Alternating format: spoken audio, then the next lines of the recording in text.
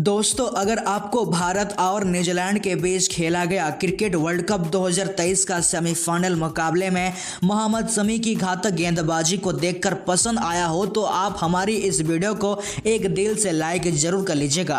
दोस्तों, इस रोंगटे खड़े कर देने वाले महामुकाबले में कप्तान रोहित शर्मा ने टॉस जीता और पहले बल्लेबाजी करने का फैसला किया और न्यूजीलैंड की टीम को पहले गेंदबाजी करने का न्योता दिया। उसके बाद रनों की बारिश करने के इरादे से भारतीय टीम के दो धाकड़ ओपनर बल्लेबाज कप्तान रोहित शर्मा और शुभमन गिल मैदान पर उतरे। इस महामुकाबले में दोनों ओपनरों के कंधों पर एक विस्फोटक ओपनिंग शुरुआत दिलाने की एक बड़ी जिम्मेदारी थी और हुआ भी कुछ ऐसा ही, जहां रोहित और गिल ने भारतीय टीम को गजब की ओपनिंग शुरुआत दिलाई। इस मुकाबले में खास करके रोहित शर्मा न्यूजीलैंड के गेंदबाजों के ऊपर शुरुआती ओवर से ही प्रेशर बनाते हुए चौके और छक्के लगाते हुए गिल के साथ पहले पावर प्ले में 54 रनों की पार्टनरशिप निभाकर भारतीय टीम को जिस तरह से शुरुआत चाहिए थी रोहित और गिल ने दिला दी थी। कप्तान रोहित शर्मा और शुभमन गिल की यह पार्टनरशिप को देखकर न्यूजीलैंड के कप्तान केन विलियमसन इस मुकाबले में छटपटा रहे थे और इस जोड़ी को तोड़ने के लिए केन विलियमसन अपने हर एक गेंदबाज को आजमा रहे थे। और इसी बीच पारी का 8वां ओवर डालने आए टीम सऊदी, जहां इस बार सऊदी ने सेट बल्लेबाज रोहित शर्मा को मिड विकेट में खड़े केन विलियमसन के हाथों कैच आउट करवाकर 71 के स्कोर पर रोहित शर्मा के रूप में भारतीय टीम को पहला झटका दिया। रोहित शर्मा इस मुकाबले में 29 गेंदों में 41 रन बनाकर आउट हो गए। रोहित शर्मा की शानदार पारी खत्म हो जाने के बाद भारतीय टीम की तरफ से सबसे बेहतरीन फॉर्म में चल रहा है विराट कोहली बल्लेबाजी करने आए और यहां से गिल और विराट एक बार फिर से पारी को संभाला और यहां से शुभमन गिल ने बड़े शॉट्स खेलना शुरू कर दिया और इसी बीच गिल इस मुकाबले में अपना हाफ सेंचुरी पूरा कर विराट कोहली के साथ मिलकर दूसरे विकेट के लिए 68 रनों की एक बड़ी पार्टनरशिप निभाई। लेकिन इसी बीच शुभमन गिल इस मुकाबले में रिटायर्ड हर्ट होने की वजह से बाहर चले गए। गिल इस मुकाबले में अच्छी बल्लेबाजी कर रहे थे और 80 के स्कोर पर इंजर्ड हो गए। अब क्रीज पर नए बल्लेबाज श्रेयस अय्यर विराट कोहली का साथ देने मैदान पर आए। हालांकि गिल चोटिल होने के बावजूद दूसरे छोर से विराट कोहली और श्रेयस अय्यर दोनों ने पारी को संभाला और एक मजबूत पार्टनरशिप बनाना शुरू कर दिया। विराट कोहली एक बार फिर से इस मुकाबले में बेहतरीन फॉर्म में नजर आ रहे थे और शानदार बल्लेबाजी कर रहे थे, तो वहीं श्रेयस अय्यर आते ही अपना हाथ खोलते हुए न्यूजीलैंड के गेंदबाजों पर दबाव बनाना शुरू कर दिया। और इसी बीच सेट हो चुके विराट कोहली ने अपने फॉर्म को जारी रखते हुए वनडे करियर में अपना 50वां शतक पूरा किया। विराट की खौफनाक बल्लेबाजी को देखकर श्रेयस अय्यर भी कहां पीछे रहने वाले थे और अय्यर ने भी इस मुकाबले में ताबड़तोड़ अंदाज में बल्लेबाजी करते हुए 43वें ओवर के भीतर भारतीय टीम को 300 रनों तक पहुंचा दिया। विराट और श्रेयस अय्यर ने मिलकर चौथे विकेट के लिए 200 रनों की एक बड़ी पार्टनरशिप की। लेकिन इसी बीच पारी के 44वें ओवर में टीम सऊदी ने विराट कोहली को डेवन कॉनवे के हाथों कैच आउट करवाकर विराट कोहली की शानदार पारी का अंत कर दिया। विराट कोहली इस मुकाबले में 113 गेंदों में 117 रनों की लाजवाब पारी खेल आउट हुए। अब यहां से श्रेयस अय्यर का साथ देने आए मैदान पर केएल राहुल। अब यहां से बचे 7 ओवर में भारतीय टीम की यही कोशिश थी कि किसी तरह 400 का आंकड़ा छुआ जाए, लेकिन न्यूजीलैंड के गेंदबाजों ने भी कसी हुई गेंदबाजी करते हुए 2 ओवर में श्रेयस अय्यर और केएल राहुल को हाथ खोलने का मौका नहीं दिया। लेकिन इसके बाद श्रेयस अय्यर और केएल राहुल दोनों ने बॉटम हैंड का इस्तेमाल करते हुए विस्फोटक बल्लेबाजी करना चालू कर दिया।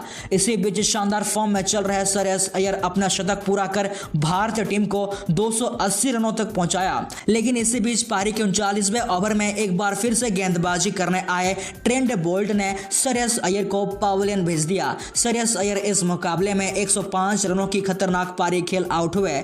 इसके बाद बचे अंतिम ओवर में केएल राहुल ने गजब की बल्लेबाजी करते हुए 16 रन बटोरकर भारतीय टीम 50 ओवर में न्यूजीलैंड के सामने 398 रनों का एक विशाल स्कोर खड़ा किया। इस मुकाबले में आखिरी के 5 ओवर में केएल राहुल ने विस्फोटक अंदाज में बल्लेबाजी करते हुए मात्र 20 गेंदों में 5 चौके और 2 छक्के की मदद से 39 रनों की तूफानी पारी खेली। उसके बाद भारतीय टीम से मिले 398 रनों का बड़ा लक्ष्य का पीछा करने न्यूजीलैंड के 2 खतरनाक ओपनर बल्लेबाज डेवन कॉनवे और रचिन रविंद्र मैदान में उतरे। डेवन कॉनवे और रचिन रविंद्र के कंधों पर इस मुकाबले में भारतीय गेंदबाजों के सामने एक शानदार शुरुआत दिलाने की एक बड़ी जिम्मेदारी थी।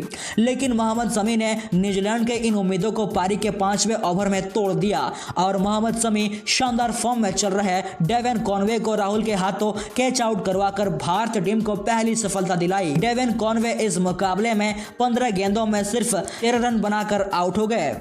अब दूसरे नंबर पर डेरिल मिशेल सचिन रविंद्र का साथ देने मैदान पर आए। न्यूजीलैंड अपने पहले विकेट से ओवर ही रहे थे, तभी 8वां ओवर डालने आए एक बार फिर से मोहम्मद शमी और शमी आज एक बार फिर से बेहतरीन गेंदबाजी करते हुए सचिन रविंद्र को राहुल के हाथों कैच आउट करवाकर न्यूजीलैंड के दोनों ओपनरों को बाहर भेज 39 के स्कोर पर न्यूजीलैंड को दो बड़े बड़े झटके दे दिया था। वहीं अब डेरिल मिशेल का साथ देने मैदान पर आए केन विलियमसन और यहां से दोनों बल्लेबाजों ने न्यूजीलैंड की डगमगाती पारी को पहले तो संभाला, फिर आक्रामक अंदाज में बल्लेबाजी करना शुरू कर दिया। वहीं इसी बीच डेरिल मिशेल इस मुकाबले में विस्फोटक अंदाज में बल्लेबाजी करते हुए अपना शतक पूरा कर लिया, तो वहीं दूसरी तरफ केन विलियमसन भी अपना हाफ सेंचुरी जमाई।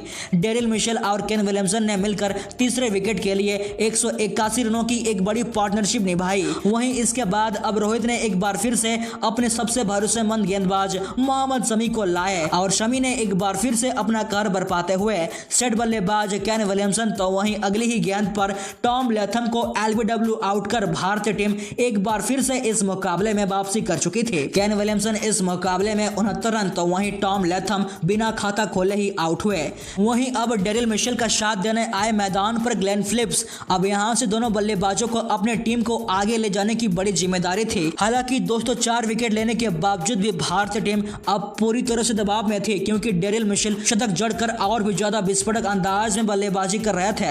लेकिन इसी बीच 42वें ओवर में गेंदबाजी करने आए जसप्रीत बुमराह ने सेट बल्लेबाज ग्लेन फिलिप्स को रविंद्र जडेजा के हाथों कैच आउट करवाकर न्यूजीलैंड को 5वां झटका दिया।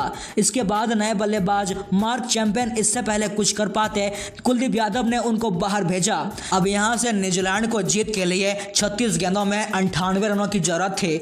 वहीं अब डेरिल मिशेल का साथ देने मैदान पर आए मिचेल सेंटनर और इसी बीच पारी का 45वां ओवर डालने आए मोहम्मद शमी ने खतरनाक बल्लेबाजी कर रहे डेरिल मिशेल को आउट कर भारतीय टीम इस मुकाबले को लगभग अपने नाम कर चुकी थी। डेरिल मिशेल इस मुकाबले में 134 रन बनाकर आउट हुए। अब यहां से न्यूजीलैंड को जीत के लिए 28 गेंदों में 92 रनों की जरूरत थी और यहां से मोहम्मद शमी ने बचे 3 विकेटों को लेकर न्यूजीलैंड को इस मुकाबले में 70 रनों से हराकर भारतीय टीम को सेमीफाइनल का टिकट दिला दिया। इस मुकाबले में मोहम्मद शमी ने सबसे ज्यादा 7 विकेट लिए। वैसे आपके हिसाब से आज के इस मुकाबले में विराट कोहली, श्रेयस अय्यर की सेंचुरी या फिर मोहम्मद शमी की घातक गेंदबाजी को देखकर आपको पसंद आया? आप अपना कीमती राय हमें कमेंट बॉक्स पर जरूर दीजिएगा।